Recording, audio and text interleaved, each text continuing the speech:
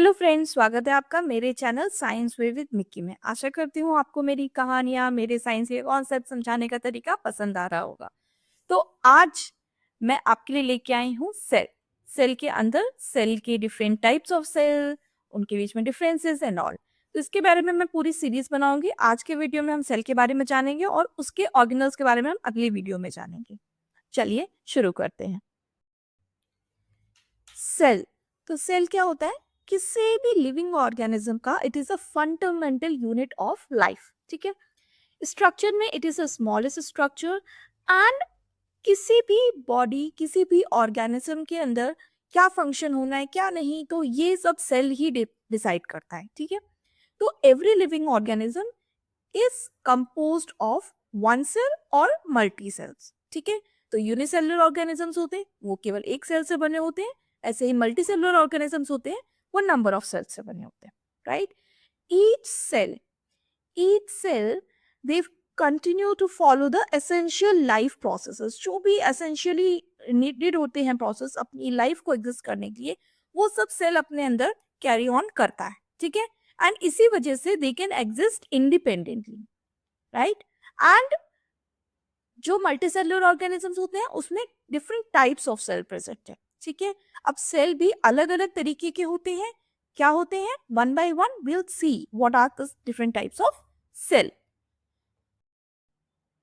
चलिए, तो अब हम देखते हैं स्ट्रक्चर ऑफ सेल।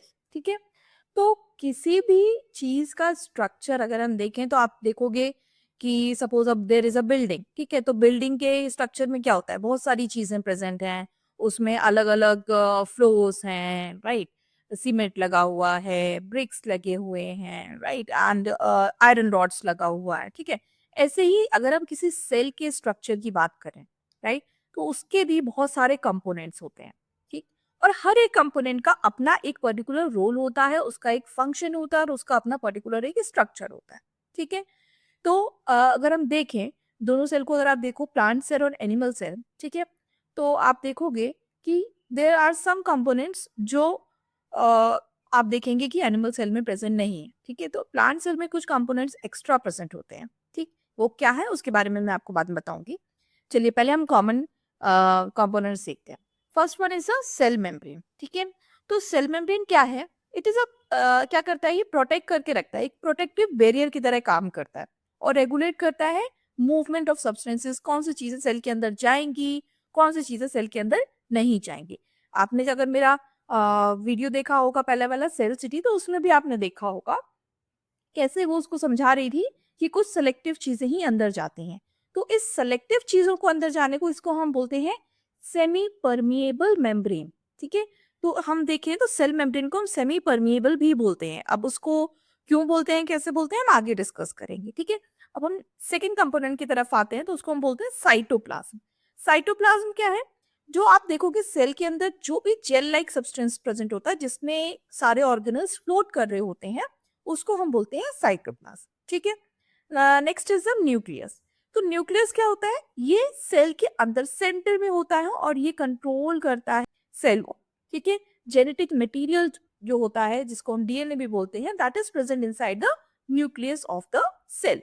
ठीक, नाउ और भी बहुत सारे ऑर्गेनल्स प्रेजेंट होते हैं, जैसे कि स्पेशलाइज्ड स्ट्रक्चर्स, जैसे माइटोकॉन्ड्रिया जो एनर्जी के प्रोडक्शन के लिए काम करता है, राइबोसोम्स जो प्रोटीन सिंथेसिस के लिए काम करता है, गोल्गी एपेटस जो प्रोसेसिंग और पैकेजिंग का काम करता है प्रोटीन का। ठीक है, अब वन बाय वन हम एक एक ऑर्गेनल के बारे में आगे डिटेल में पढ़ेंगे। ठीक है, चलिए अब हम देखेंगे पहले टाइप्स ऑफ सेल्स क्या क्या है। ठीक है, तो सेल को ब्रॉडली हम देखें तो हमने दो टाइप्स में क्लासिफाई करके हम सेल्स को पढ़ते हैं। First one is the prokaryotic cell and the second one is the eukaryotic cell. ठीक है, तो जो प्रोकैरियोटिक सेल्स होते हैं वो सिंपल सेल्स होते हैं जिसमें कोई न्यूक्लियस नहीं होता, एंड ये आप देखोगे तो मेनली बैक्टीरिया और आगे में आपको मिलेगा। ठीक है, एंड यूकैरियोटिक सेल्स ये कॉम्प्लेक्स होते हैं थोड़े से स्ट्रक्चर, एंड इनके अंदर आपको न्यूक्लियस मिलेगा और ये आपको यूकैरियोटिक सेल्स मिलेंगे। Plant cells, animal cells, fungi, protists, ये सब कुछ आपको यूकैरियोटिक सेल्स में मिलेगा। ठीक है, अब इनमें कुछ पर्टिकुलर डिफरेंसेस हैं। तो अगर हम मेजरली देखें तो प्रोकैरियोटिक और यूकैरियोटिक सेल्स दोनों डिफर करते हैं एक दूसरे से बहुत सारे फंडामेंटल बेस और स्ट्रक्चर और कॉम्प्लेक्सिटी के लिए बेसिस पे भी, ठीक है। तो हम वन बाय वन फीचर्स की बात करते हैं, राइट। तो हम देखें अगर न्यूक्लियस, तो nucleus is a very important organelle, right. मगर अगर आप देखोगे तो प्रोकैरियोटिक सेल्स में कोई भी ट्रू न्यूक्लियस होता ही नहीं है, ठीक है। और वहां पे जो जेनेटिक मटेरियल है वो न्यूक्लियोइड में प्रेजेंट होता है, inside the nucleoid, right. And वहीं पे अगर हम यूकैरियोटिक सेल्स में देखें तो वहां पे एक वेल डिफाइंड न्यूक्लियस प्रेजेंट होता है जो एंक्लोज होता है विद अ मेम्ब्रेन, राइट। तो अगर हम बेसिकली देखें तो जितने भी प्रोकैरियोटिक सेल्स हैं उनमें आप देखोगे कि मेम्ब्रेन बाउंड ऑर्गेनल्स प्रेजेंट नहीं होते हैं, राइट। एंड यूकैरियोटिक सेल्स में मेम्ब्रेन बाउंड ऑर्गेनल्स प्रेजेंट होते हैं। अगर हम अब सिंपली सेल साइज की बात करें तो जो प्रोकैरियोटिक सेल्स हैं वो साइज में बहुत छोटे होते हैं, 0.1 से 5 माइक्रोमीटर तक होते हैं। एंड अगर हम उनकी बात करें यूकैरियोटिक सेल्स की तो they are generally bigger in size, larger in size, right.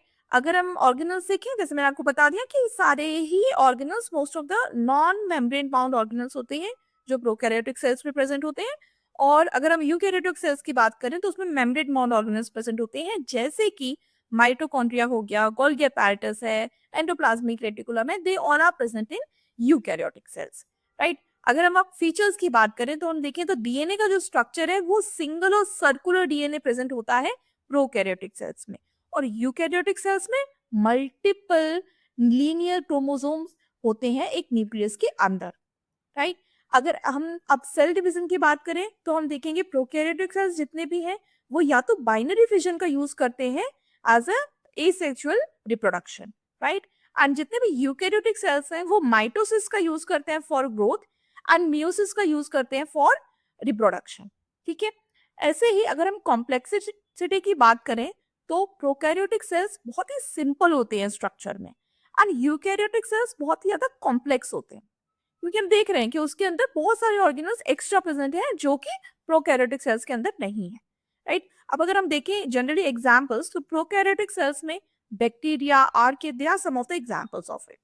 और यूकैरियोटिक सेल्स का एग्जांपल हो गया प्लांट्स, एनिमल्स, फंगी, प्रोटोसिस, ये सारे के सारे एग्जांपल्स हो गए आपके यूकैरियोटिक सेल्स के, राइट। तो प्रोकैरियोटिक सेल बहुत ही ज्यादा एंशियंट और इवॉल्व हुए हैं billions of years ago, right. लेकिन अगर हम यूकैरियोटिक सेल्स की बात करें तो वो उसके बाद में लेटर डेवलप होना शुरू हुए थे एंड इसीलिए वो बहुत ज्यादा टाइम पुराना नहीं है, लेकिन they are more specialised functions and multi cellular life में अगर हम देखें जितने भी लाइफ लिविंग ऑर्गेनिजम्स आपको मल्टी सेलुलर ऑर्गेनिज्म मिलेंगे उसमें आपको यूकैरियोटिक सेल्स देखने को मिलते हैं, ठीक है। चलिए आगे बढ़ते हैं अब हम देखेंगे प्लांट सेल्स और एनिमल सेल्स का डिफरेंस। हालांकि दोनों के दोनों यूकैरियोटिक सेल्स हैं, बट अगर आप उनके स्ट्रक्चर में देखो तो बहुत सारे डिफरेंसेस हैं। जैसे अगर हम देखें तो सेल वॉल प्लांट सेल्स में प्रेजेंट होता है, वहीं पे एनिमल सेल्स में वो एब्सेंट होता है। और प्लांट सेल्स में वो उनको बेसिकली स्ट्रक्चर देने के लिए प्रेजेंट होता है, राइट। एंड प्रोटेक्शन भी करता है और साथ के साथ उसको स्ट्रक्चर भी देता है। शेप अगर आप देखोगे तो प्लांट सेल्स जनरली आपको रेक्टेंगुलर या फिर स्क्वायर शेप के मिलेंगे, और एनिमल सेल्स वहीं पे इरेगुलर या फिर राउंड शेप के होते हैं। क्लोरोप्लास्ट प्लांट सेल्स में प्रेजेंट होता है जो उनको फोटोसिंथेसिस में हेल्प करता है, एंड एनिमल सेल्स में आप देखोगे तो क्लोरोप्लास्ट एब्सेंट होते हैं, कोई आप क्लोरोप्लास्ट आपको एनिमल सेल्स में नहीं मिलेंगे, राइट। अब अगर हम देखें वैक्यूल्स तो प्लांट सेल्स में आप देखोगे कि जनरली लार्ज सेंट्रल वैक्यूल ही पाया जाता है, और एनिमल सेल्स में आप देखोगे तो बहुत सारे छोटे छोटे न्यूमरस वैक्यूल्स आपको एनिमल सेल्स में देखने को मिलेगी, ठीक है। अब हम आगे चलें तो देखिए सेंट्रियोल्स, तो सेंट्रियोल्स प्लांट सेल्स में एब्सेंट होते हैं, हालांकि वो एनिमल सेल्स में प्रेजेंट है जो उनको सेल डिवीजन के वहां पे हेल्प आउट करते हैं, ठीक है। लाइसोसोम्स की अगर हम बात करें तो प्लांट सेल्स में वो एब्सेंट होते हैं, रेयरली, बहुत रेयर आपको देखने को मिलेगा अगर किसी में होंगे तो, अदरवाइज वो प्लांट सेल्स में एब्सेंट होते हैं। एंड एनिमल सेल्स में they are present, definitely they are present. And अगर हम मोड ऑफ न्यूट्रिशन की बात करें तो प्लांट सेल्स में it is autotrophic mode of nutrition, because we know कि वो अपना खाना खुद बनाते हैं, they make their own food in the presence of sunlight by the process of photosynthesis, that's why they follow the autotrophic nutrition. और अगर हम एनिमल सेल्स की बात करें तो दे follow the heterotrophic nutrition. So they are some of the major differences between the plant cells and the animal cells. Okay, now we'll talk about the functions of the cell. First one is the energy production, right? तो cell energy produce करता है, कैसे produce करता है? विच organelle responsible for the energy production? It is mitochondria, ठीक है? तो mitochondria जो सेल का होता है वो एनर्जी को जनरेट करता है in the form of ATP. अब एटीपी क्या है? ATP is the adipose triphosphate molecule, ठीक है? अब ये क्या है? इसको हम बोलते हैं एक तरीके से energy currency of the cell, ठीक है? अब ये क्या है? एटीपी. एटीपी के बारे में अभी मैं आपको और आगे डिटेल में बताती हूँ, ठीक है? सेकेंड फंक्शन है प्रोटीन सिंथेसिस का. अब प्रोटीन सिंथेसिस कहाँ पे होता है? प्रोटीन सिंथेसिस के लिए राइबोसोम्स क्रिएट करते हैं प्रोटीन्स को, essential which is essential for the cellular activities, ठीक है? तो राइबोसोम्स जो है वो प्रोटीन सिंथेसिस के लिए रिस्पॉन्सिबल होते हैं. वहीं पे अगर हम बात करें रिप्रोडक्शन की, राइट, बिकॉज सेल्स तो डाई भी होते रहते हैं, राइट? तो सेल का रिप्रोडक्शन कहाँ होता है? सेल ही रिस्पॉन्सिबल है उसके लिए. तो सेल कैसे रिप्रोड्यूस करते हैं? They divide through mitosis for growth, ठीक है? जब सेल को ग्रो करना है नंबर तो वो माइटोसिस का फॉलो करते हैं, एंड मियोसिस को फॉलो करके जब उनको रिप्रोडक्शन के लिए वो मियोसिस का यूज करके they do the cell reproduction, ठीक है? नेक्स्ट अगर हम बात करें कम्युनिकेशन की, तो communication is also one of the major function of a cell. तो सेल इंटरेक्ट करते हैं with each other through chemical signals, ठीक है? अब उनके पास कोई मोबाइल फोन तो नहीं है ना, तो वो केमिकल सिग्नल्स के थ्रू एक दूसरे से इंटरेक्ट करते हैं, ठीक है? तो these are major 4 functions of the cell. चलिए आगे हम बात करते हैं सेल ऑर्गेनल्स की, ठीक है? सेल ऑर्गेनल्स क्या मतलब? सेल के अंदर क्या क्या कंपोनेंट्स प्रेजेंट है उनको हम सेल ऑर्गेनल्स बोलते हैं बेसिकली, ठीक है? तो इनको भी हम 2 टाइप्स में क्लासिफाई करके पढ़ेंगे. First one is the membrane bound organelles and second one is the non membrane bound organelles. तो मेम्ब्रेन बाउंड ऑर्गेनल्स कौन से हो गए? जो ऑर्गेनल्स के सराउंडिंग में मेम्ब्रेन प्रेजेंट होती है, एक लेयर प्रेजेंट होती है, that is the membrane bound organelles. और जिन ऑर्गेनल्स के सराउंडिंग में कोई भी मेम्ब्रेन प्रेजेंट नहीं है, they are called the non membrane bound organelles, ठीक है? तो अब हम देखें तो मेम्ब्रेन बाउंड ऑर्गेनल्स कौन कौन से हो गए? जैसे कि nucleolus, then we talk about mitochondria, endoplasmic reticulum, lysosomes, Golgi apparatus, vacuoles, plastids, they all are membrane bound organelles, ठीक है? नेक्स्ट अगर हम देखें नॉन मेम्ब्रेन बाउंड ऑर्गेनल्स भी होते हैं क्या? जी हाँ, वो भी होते हैं, जैसे कि राइबोसोम्स, साइटोस्केलेटन, सेंट्रियोल्स, ये सारे नॉन मेम्ब्रेन बाउंड